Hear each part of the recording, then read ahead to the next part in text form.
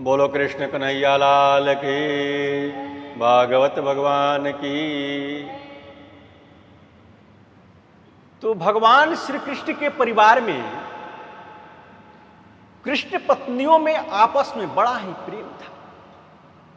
भगवान से तो बारी बारी सभी उठा करती थी। आज श्री कृष्ण के विवाह के 20 वर्ष हो गए, लेकिन रुक्मिणी जी के 4-5 पुत्र हैं, लेकिन रुक्मिणी के चेहरे पर श्री कृष्ण ने कभी क्रोध को नहीं देखा। रुक्मिणी के चेहरे पर भगवान ने कभी क्रोध देखा ही नहीं। ये विशेषता थी। सुखदेव जी कहते हैं कि राजन, दरबान से लेकर महाराज तक और संतरी से लेकर महामंत्री तक सभी लोग एक ही बात करते थे कि हे प्रभु, हमारी रुक्मिणी जैसी मालकिन तो सब किसी को नहीं। रुक्मिणी के चेहरे पर क्रोध किसी ने देखा ही नहीं। इसलिए मेरे गोविंद की नजर में रुक्मिणी सर्वाधिक आदरणीय है। मेरे कृष्ण रुक्मिणी जी से बहुत प्रेम करते हैं, नहीं तो समस्त पत्नियां तो रुठती थी भगवान से। पुराने जमाने में तो नियम था ना कि लोग जब मकान रहने का बनवाते थे तो उसमें स्त्रियों का रुठने का कक्ष अलग से बनता था। उस कक्ष का पर लिखा रहता था कोप भवन। लेकिन रुक्मिणी जी को प्रभु ने कभी कोप भवन में जाते नहीं देखा। भगवान की पत्नियों को उठने में सबसे पहले स्थान पर है सत्यभामा जी।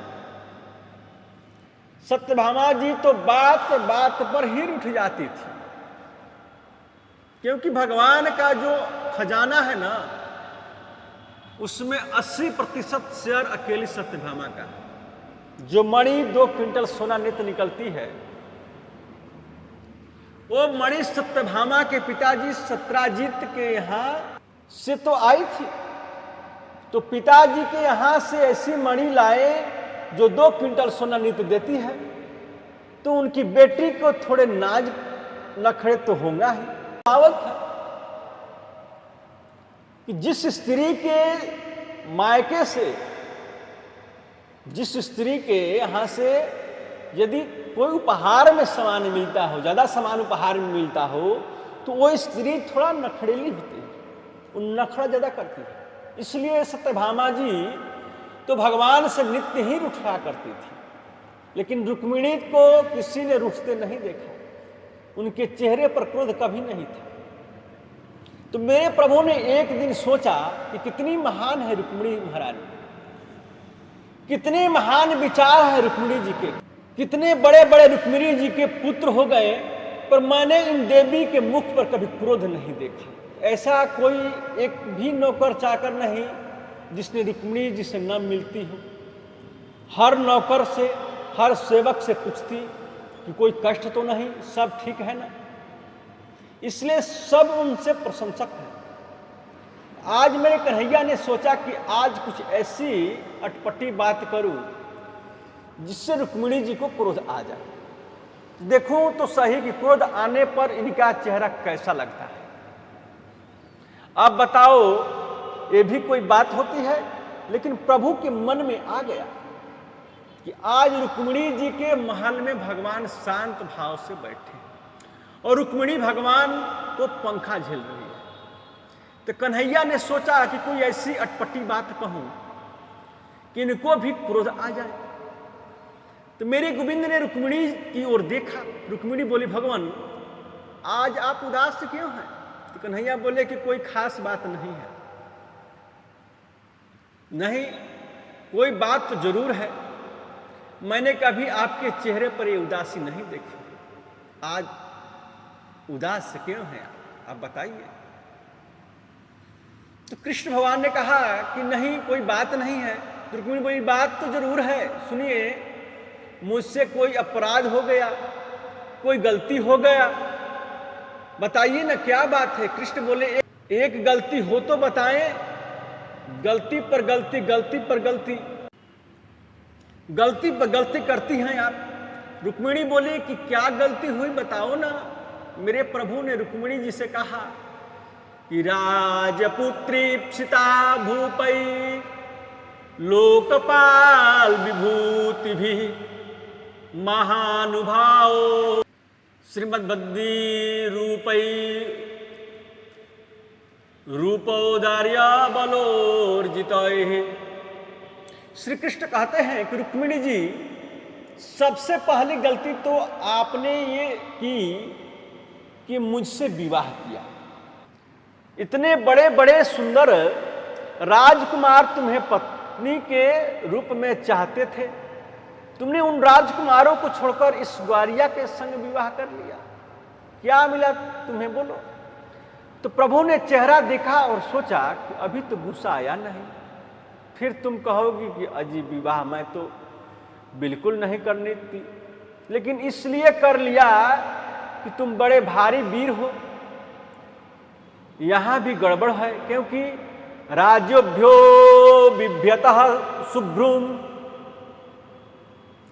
समुद्रम शरणम गतान बलबुद्धि कृतदेशान प्रयस्त्यक्ता नृपासनान। तो मेरे जैसा डरपोक आदमी दुनिया में कोई नहीं है। बड़े बड़े राजा लोग के भय से समुद्र की शरण में रहता हूं, समुद्र के बीच में वास करता हूं। ऐसे डरपोक व्यक्ति से विवाह करके तुम्हें क्या मिला? रुक्मिणी जी ने कोई जवाब नहीं दिया। प्रभु ने कहा कि तुम कहोगी कि मैं तो विवाह बिल्कुल नहीं करती, लेकिन इसलिए कर लिया कि आप देवकी नंदन हो। अब यहां भी गड़बड़ है, कोई कहता है कि देवकी नंदन हो, कोई कहता है कि जसोदा नंदन हो, कोई कहता है कि जसोदा का बेटा है न देवकी का बेटा है, पता नहीं कहां से आ गया। अब बताओ कि जिसके माता पिता का भी पता नहीं, उससे तुमने विवाह किया, क्या मिला? तुम कहोगी कि अजी मैं विवाह तो नहीं करती, लेकिन इसलिए कर लिया कि आप बड़े सुंदर हो। काहे का सुंदर? मेरा तो नाम ही कनुआ है, जन्म से तो काला था और कालिया नाग से युद्ध किया, तब से और काला हो गया। राजा कभी बना नहीं, गद्दी कभी मिली नहीं, दुनिया के लोग मुझसे द्वेष करते हैं। अरे तुम्हारे बड़े भाई रुक्मी की भी मुझसे बनती नहीं है। इतनी बातें करने के बाद भी रुक्मिणी जी को क्रोध नहीं आया। तो कन्हैया बोले कि तुम कहोगी अजी मैं तो विवाह बिल्कुल नहीं करती, लेकिन इसलिए कर लिया आपकी बड़ाई सुनी थी। कृष्ण बोले कि मेरा गुण कौन गाता है? जिसको रहने को मकान नहीं होता, पहनने को कपड़े नहीं होते, खाने का भोजन नहीं होता। ये भिखमंगे बाबा मेरा कीर्तन करते रहते हैं, कोई काम धंधा तो नहीं है, बस रघुपति राघव राजा राम, जय श्री कृष्ण सीताराम सीताराम। तो झांझ बजाते हैं, कीर्तन करते हैं, चिमटा बजाकर कीर्तन करते हैं। ऐसे फकीर संत की बातों में आकर हमसे विवाह कर लिया, क्या मिला तुम्हें? इतनी बातें कहने पर भी जब रुक्मिणी को क्रोध नहीं आया, तो मालूम है भगवान ने क्या बोले कि अभी भी कुछ नहीं बिगड़ा है, तुम चाहो तो हम शिशुपाल से बात कर लेंगे, कल ही तुम्हारा विवाह शिशुपाल से करा देंगे। ये बात तब कही जब रुक्मिणी जी के 5 पुत्र हो चुके थे। आजकल की धर्मपत्नी होती तो पति को अक्ल ठिकाने लगा देती, शर्म नहीं आती ऐसा मजाक करने से। बुढ़ापे में आकर कम से कम 2 समय का तो भोजन भी नहीं देती। लेकिन इतनी बात सुनकर भी रुक्मिणी जी को क्रोध नहीं आया। बेचारे मूर्छित होकर गिर पड़े, चौर कहीं गिर पड़ा और एकदम भयभीत हो गई। भगवान ने कहा अरे क्या हुआ? मैंने तो सोचा था कि ये मुझसे क्रोध में 2-4 बातें कहेंगी, ये तो भयभीत होकर मूर्छित हो गई। तो मेरे कन्हैया ने 4 भुजाएं धारण कर ली। 2 भुजाओं से रुक्मिणी जी को उठाया, एक हाथ से उनको पंखा डुला रहे हैं, एक भुजा से पसीना पोंछ रहे हैं। 1 घंटे बाद जब रुक्मिणी जी को होश आया तो मेरे गोपाल बोले कि मामा वैदव्रसु ये था जाने ताम मतपरायणाम। त्वद्वचः श्रोतुकामेन छल्याचरितमंगने। मेरे गोविंद के नेत्रों से आंसू आ गए और रुक्मिणी से बोले कि देवी बुरा मत मानना, बचपन से ही थोड़ा विनोदी स्वभाव का रहा, इसलिए मैंने आपसे पता नहीं कुछ अटपटी बातें कह दी। कभी क्रोध देखा नहीं ना आपके चेहरे पर, इसलिए कुछ अटपटी बातें कही। इतनी बातें सुनकर भी तुम्हें बुरा नहीं लगा, मन में कोई विकार मत करना। लेकिन रुक्मिणी ने हाथ जोड़कर श्री कृष्ण की बातों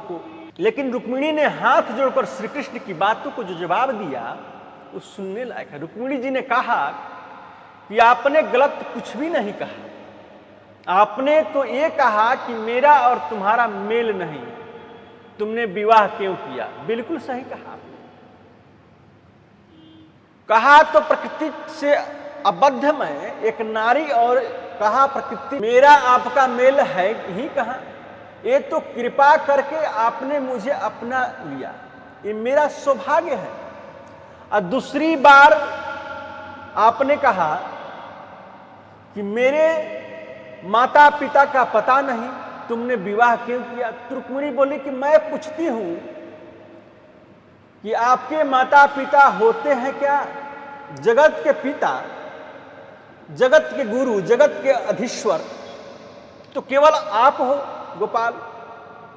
तो आपके तो कोई माता पिता नहीं होते और ये आप दुनिया को माता पिता मानते हो, तो इसमें मेरा क्या दोष है। आपने तीसरी बार कहा कि मैं बड़े बड़े राजाओं से डर के समुद्र के बीच में रहता हूं, डरपोक हूं मैं। मेरे गोविंद से रुक्मिणी जी बोली, जिस हृदय में अविद्या, अस्मिता, राग, द्वेष, अविनिशेष ये शत्रु बैठे हैं, उस हृदय में आप वास नहीं करते।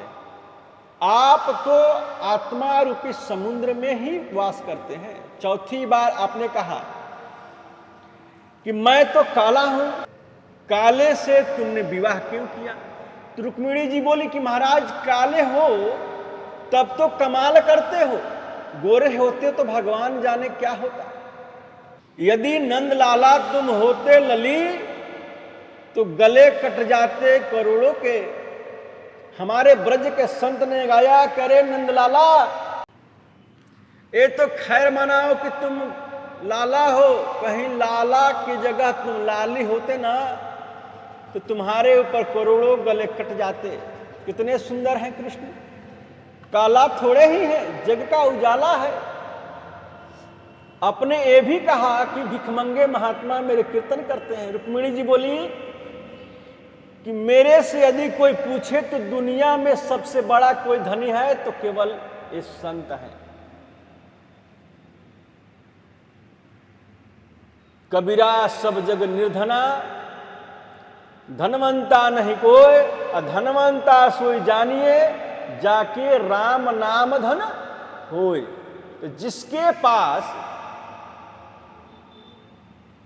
तो संसार में सबसे बड़ा धनी तो संत है, और जिसके पास में राम का धन है, ज्ञान का धन है, वैराग्य का धन है, भक्ति का धन है।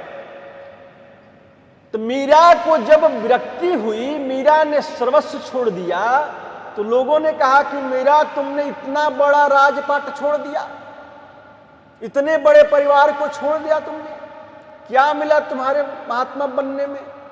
तो मीरा बोली कि जब किसी को रत्न मिल जाता है उसे फिर कोई चीज की आवश्यकता नहीं होती है। तो जो लोग घमंड के परखी हैं वो स्वर्ण का भूषण कम पहनते हैं, जिनको हीरा नहीं मिलता वो सोना पहनकर काम चलाते हैं, लेकिन जिसको रत्न मिल जाए वो फिर किस चक्कर में पड़े। तो मीरा ने संत से कहा कि सबसे बड़ा रत्न तो मेरे पास है, पायो जी मैंने राम रतन धन पायो, पायो जी मैंने राम रतन धन पायो। एक बात, संसार की जितनी चीजें हैं सब बिगड़ने वाली है। धन को कमाने में तकलीफ, धन खर्चे हो जाए तो तकलीफ, इन दोनों से ज्यादा तकलीफ धन की रखवाली करने में होती है। तो धन की रक्षा भी तो प्रभु कृपा से होती है, लेकिन नाम का रत्न तो ऐसा है कि न चोर ले जा सकते हैं, न कोई लूट सकता है। इसको तो जितना खर्च करो ये तो उतना ही बढ़ता है। एक